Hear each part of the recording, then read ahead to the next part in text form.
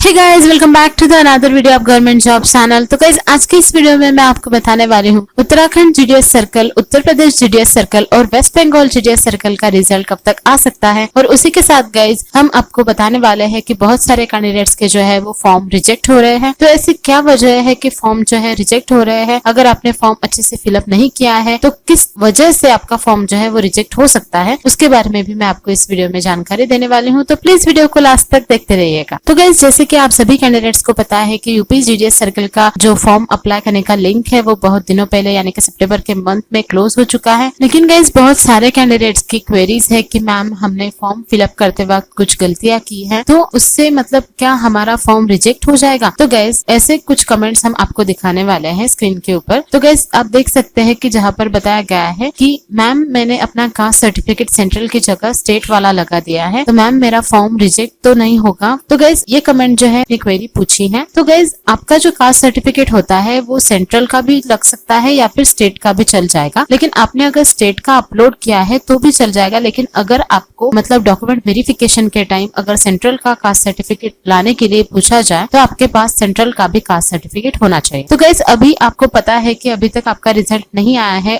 और कुछ दिनों तक अगर आपका रिजल्ट आने में डिले होता है तो तब तक आपका जो सेंट्रल का कास्ट सर्टिफिकेट है वो आप निकलवा सकते हो। इसीलिए अभी आपके पास वक्त है, आपके दोनों ही सर्टिफिकेट जो होते हैं सेंट्रल के भी और स्टेट के भी, दोनों ही अपने पास रख लीजिए। लेकिन अगर आपने इन दोनों में से कोई भी एक अपलोड किया है तो चल जाएगा, इसीलिए आपका फॉर्म जो है वो रिजेक्ट नहीं हो सकता है। तो ये जो नेक्स्ट कमेंट है गाइज, इन्होंने यहाँ पर पूछा है कि 10th के मार्कशीट अपलोड करते समय उसका मतलब थोड़ा सा जो कागज का जो फोटो है वो आ चुका है, लेकिन पूरे के पूरा जो मार्कशीट है वो कंप्लीट दिखता है। तो गाइस, इससे कोई भी प्रॉब्लम नहीं होता है। अगर आपके मार्कशीट के मतलब बगल में कोई भी फोटो या फिर कोई भी पेपर है तो उसकी वजह से कोई भी प्रॉब्लम नहीं होता है। सिर्फ और सिर्फ आपका जो मार्कशीट है, आपके मार्कशीट के ऊपर जो आपके अंक होते हैं, आपके मार्क्स होते हैं, वो कंप्लीट दिखने चाहिए। अगर वो आपके मार्क्स कंप्लीटली दिखते हैं, अच्छे से कंप्लीट क्लियर फोटो है तो चल जाएगा, इससे कोई प्रॉब्लम नहीं होता। तो गाइज, नेक्स्ट जो कमेंट है उन्होंने इसमें पूछा है कि मैम हमारा जो 10th का बोर्ड सर्टिफिकेट है वो मेरे पास ओरिजिनल नहीं था, तो मैंने डिजिलॉकर से डाउनलोड करके वेरीफाई करके अपलोड किया है, तो कुछ प्रॉब्लम तो नहीं होगा। तो गाइज, इससे भी कोई प्रॉब्लम नहीं होता है। आपका अगर 10th का सर्टिफिकेट आपके पास नहीं है, आपने उसे किसी और जगह से डाउनलोड करके वेरीफाई करके अपलोड किया है, तो इससे कोई प्रॉब्लम नहीं होता है। लेकिन आपका जो बोर्ड सर्टिफिकेट है वो कम्प्लीटली मतलब क्लियरली दिखना चाहिए कि उसमें जितने भी मार्क्स होते हैं, जो भी आपने अपलोड किया है वो कम्प्लीट वेरीफाई करके ही आपको अपलोड करना पड़ता है। तो गाइज, इससे ज्यादातर कुछ प्रॉब्लम नहीं होता है। तो जो नेक्स्ट कमेंट है उसमें उन्होंने पूछा है कि बेस्ट ऑफ 5 होता है क्या मैम इसमें। तो बेस्ट ऑफ 5 बिल्कुल भी नहीं होता है। आपके सभी मार्क्स जो होते हैं वो टैली करने पड़ते हैं। ऐसी जो कमेंट है वो मुझे बहुत ज्यादा आती रहती है कि मैम बेस्ट ऑफ 5 हमारा इतना है, और अगर हम बेस्ट ऑफ 5 नहीं देखते हैं तो हमारे इतने परसेंटेज होते हैं। तो गाइज, बेस्ट ऑफ 5 तो बिल्कुल भी नहीं लिया जाता है। सिर्फ और सिर्फ आपके जितने कंप्लीट परसेंटेज होते हैं, कंप्लीट मार्क्स होते हैं, सभी सब्जेक्ट को लेकर वही काउंट किए जाते हैं। तो नेक्स्ट जो है गाइज, वहां पर उन्होंने पूछा है कि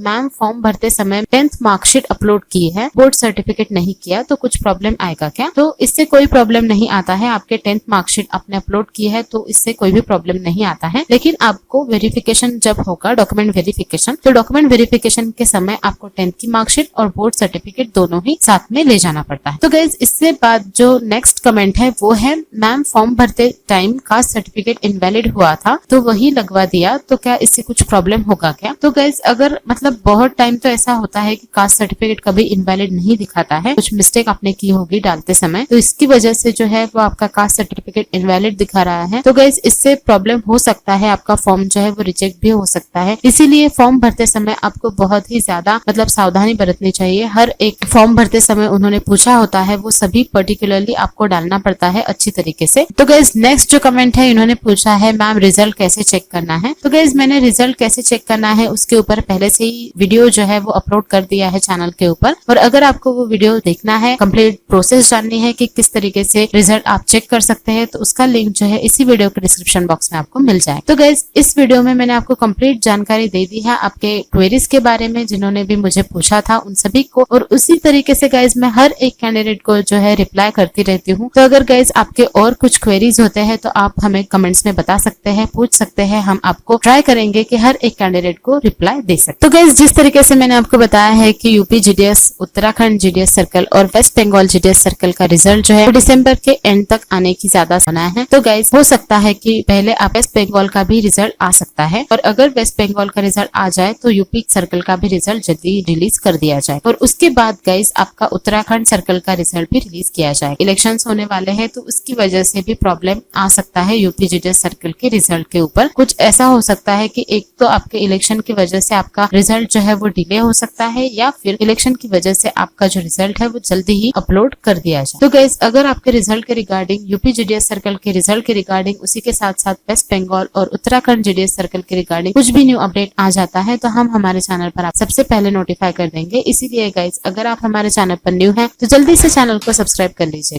थैंक यू ऑल। पूछा गया था X square upon Y Z.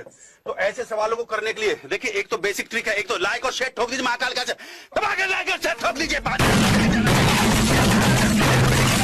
पूरा साल मेहनत करता हूं आपके लिए बेटा, ऐसा नहीं चलेगा, ऐसा नहीं।